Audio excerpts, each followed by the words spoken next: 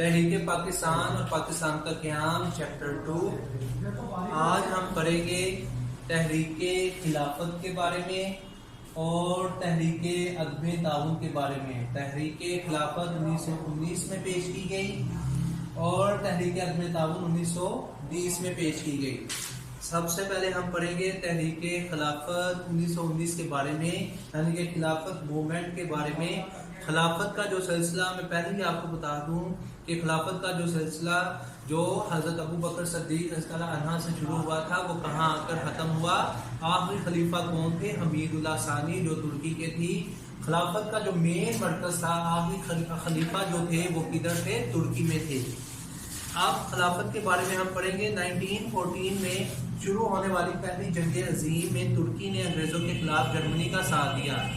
جیسا کہ آپ کو پتہ ہے کہ دنیا میں دو بڑی جنگیں ہوئی ہیں، ایک جنگ عظیم اول، ایک جنگ عظیم دوم۔ جنگ عظیم اول جو ہے 1914 کو شروع ہوئی اور 1919 کو ختم ہوئی۔ اس جنگ عظیم میں، یعنی کہ جنگ عظیم اول میں جو 1914 کو شروع ہوئی اور 1919 کو ختم ہوئی، ایک طرف امریکہ اور پورا یورپ تھا اور دوسری طرف جرمنی تھا، جاپان تھا اور ترکی۔ اب ترکی نے کیا کیا؟ انگریزوں کے خلاف کس کا ساتھ دیا؟ جرمنی کا اور جاپان کا۔ لکھا ہوا ہے نا کہ جنگ میں جرمنی اور اس کے خلیفوں کو شکست دی اور ان کا ساتھ دیا۔ اب ترکی نے کس کا ساتھ دیا؟ جرمنی کا اور جاپان کا، لیکن ساتھ دینے کے باوجود ترکی کو کیا ہوئی؟ شکست ہوئی، اور جرمنی کو اور جاپان کو بھی۔ جنگ کے خاتمے پر انگریزوں نے اپنے خلیفوں کو ساتھ ملا کر ترکی، سعودی عرب، شام، عراق، فلسطین اور اردن کے علاقوں سے محروم کر دیا۔ اب جو خلافت کا جو نظام شروع کیا گیا تھا، جو کدھر موجود تھا؟ ترکی کے اندر۔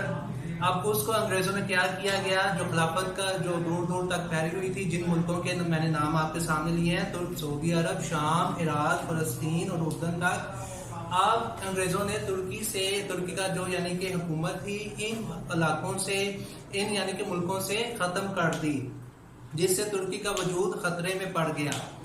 اب ظاہری بات ہے کہ انہوں نے خلافت کا جو سلسلہ تھا، جو حضرت ابو بکر صدیق رضی اللہ عنہ کے دور سے چلتا آ رہا تھا، آخری خلیفہ جو تھے، جیسے میں نے پہلے بھی آپ کو بتایا، حمید اللہ ثانی تھے، وہاں پر جا کر ختم ہو گیا۔ انگریزوں نے اس یعنی کہ شکست دینے کے بعد جرمنی کو، جاپان کو اور ترکی کو شکست دینے کے بعد کیا کیا کہ آخری خلیفہ کو رگون یعنی کہ رگون کی ایک قید خانے میں انہیں قید کر دیا اور وہیں پر ان کی وفات ہوئی اور ادھر ہی انہیں دفنا دیا گیا۔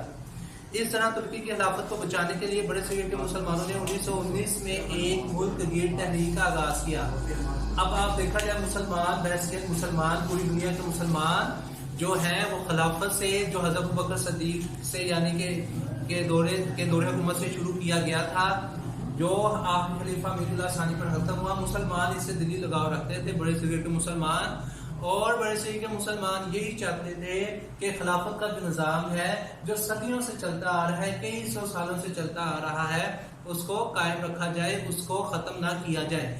لہٰذا انہوں نے تحریک خلافت یعنی کہ ایک کمپین، ایک یعنی کہ موومنٹ شروع کی، جس کا اہم مقصد یہ تھا کہ ترکی میں جو ہے جو خلافت کا جو نظام ہے وہ قائم رکھا جائے، اسے ختم نہ کیا جائے۔ دوسری طرف بھی میں آپ کو بتا رہا ہوں کہ ترکی نے جرمنی کا، جاپان کا ساتھ دیا، کس کے خلاف؟ امریکہ اور یورپ کے خلاف پہلی جنگ عظیم میں۔ اب جرمنی اور جاپان کو شکست ہوئی، اب ساتھ کس نے دیا؟ ترکی نے۔ اب بیسیکلی دیکھا جائے، جب جرمنی کو اور جاپان کو شکست ہو گئی تو ترکی کو بھی شکست ہوئی ہے۔ اب انگریزوں نے اپنا بدلہ نکالنے کے لیے، اپنا غصہ نکالنے کے لیے ترکی سے خلافت کا جو نظام ہے وہ ختم کیا۔ جو سعودی عرب جیسی ریاست، اردن جیسی ریاست، شام، عراق، فلسطین ریاست تک جو پھیلی ہوئی تھی خلافت کا جو نظام، اس کو ختم کر دیا اور آخری خلیفہ کو بھی قید کر دیا۔ اب بڑے صغیر کے مسلمانوں کو جب یہ پتہ چلا تو انہوں نے اس خلافت کے نظام کو بچانے کے لیے تحریک شروع کی، جیسے مولانا محمد علی شوکت، مولانا شوکت علی اور مولانا محمد علی جوہر، یہ دو علی برادران جسے کہتے ہیں، ان کا جو کردار ہے جو بہت اہم ہے، ان کی یعنی کہ سربراہی میں جو تحریک ہے وہ شروع کی گئی بڑے صغیر میں، تاکہ خلافت کو بچایا جائے۔ اس طرح ترکی کی خلافت کو بچانے کے لیے بڑے صغیر کے مسلمانوں نے 1919 میں ایک ملک گیر تحریک کا آغاز کیا، یعنی کہ پورے ملک میں ایک تحریک، ایک کمپین چلائی جسے تحریک خلافت کا نام سے یاد کیا جاتا ہے۔ اس تحریک کے مقاصد ذیل میں بیان کیے گئے ہیں۔ ابھی جو کمپین شروع کی گئی تھی جسے تحریک خلافت بھی کہا جاتا ہے، اس کے بنیادی مقاصد کیا تھے، یہ کیوں شروع کی گئی تھی، اس کا مقصد کیا تھا؟ اس کے 3 بڑے بنیادی مقاصد تھے جس کے بارے میں ہم پڑھیں گے۔ پہلا مقصد یہ تھا کہ ترکی کی خلافت قائم رکھی جائے، ترکی میں جو خلافت کا جو نظام قائم کیا گیا ہے اس کو قائم رکھا جائے، جو صدیوں سے چلتا آ رہا ہے حضرت ابوبکر صدیق سے لے کر اب تک، یعنی کہ 1919 تک مسلمانوں کا بیسکلی یہ مقصد تھا، بڑے صغیر کے مسلمانوں کا، اس خلافت کو قائم رکھا جائے۔ دوسرا بڑا مقصد یہ تھا کہ مسلمانوں کے مقدس مقامات ترکوں کی حفاظت میں رہیں، جیسے خانہ کعبہ تھا، بیت المقدس تھا، جسے مسجد اقصی بھی کہتے ہیں۔ مین مقصد یہ تھا کہ یہ جو مقدس مقامات ہیں یہ بھی مسلمانوں کے انڈر میں رہیں، یعنی کہ ترکی کی خلافت میں رہیں۔ جو 1919 کے بعد اب کیا کیا گیا، وہ فلسطین پر قبضہ کر لیا گیا، کس نے کہ اسرائیل نے، اور بیت المقدس مسجد کو پر بھی یعنی کہ قبضہ کر لیا گیا، جو اب تک جاری ہے۔ تیسرا بنیادی مقصد یہ تھا کہ ترکی کی حدود میں تبدیلی نہ کی جائے، ترکی کی جو حدود ہیں، جو ریاست کی حدود ان کی جو پھیلی ہوئی ہے، جو سرحدیں ان کی پھیلی ہوئی ہیں، یعنی کہ ترکی کو ڈیوائیڈ نہ کیا جائے حدود میں، جیسے فلسطین، اردن، سعودی عرب، عراق، شام، یہ جو بڑے جو ملک تھے، یہ جو ترکی کی خلافت میں آ رہے تھے، ان کو بھی قائم رکھا جائے، ان کو الگ نہ کیا جائے۔ یہ بنیادی مقصد تھا تحریک خلافت چلانے کا۔ بڑے صغیر کے مسلمانوں کا بنیادی مقصد یہی تھا کہ خلافت کا جو نظام ہے وہ چلتا رہے، لیکن کمزور منصوبہ بندیوں کی وجہ سے اور سیاسی غداری کی وجہ سے اور عدم تعاون کی وجہ سے، مسلمانوں کے عدم تعاون کی وجہ سے یہ جو خلافت کا جو نظام ہے 1919 میں یہ ختم کر دیا گیا۔ آگے اس کا دوسرا پوائنٹ کیا ہے، تحریک عدم تعاون جو 1920 میں پیش کی گئی۔ اب مسلمانوں نے تحریک تعاون 1919 میں پیش کی، لیکن یہ تحریک کوئی خاص عمل میں نہ آ سکی۔ اب مسلمانوں نے اس تحریک کو دوبارہ جاری رکھنے کے لیے، ٹھیک ہے، اس تحریک کی ناکامی پر کیا پیش کی، تحریک عدم تعاون۔ مسلمانوں نے عدم تعاون، نان کوآپریشن موومنٹ 1920، بڑے صغیر کے مسلمانوں نے جب تحریک 1919 میں تحریک خلافت کے نام سے شروع کی، جو ناکام ہوئی، تو اس کو یعنی کہ کامیاب کرنے کے لیے مسلمانوں نے جیسے اس کے رد عمل کے طور پر کیا پیش کی 1920 میں تحریک عدم تعاون۔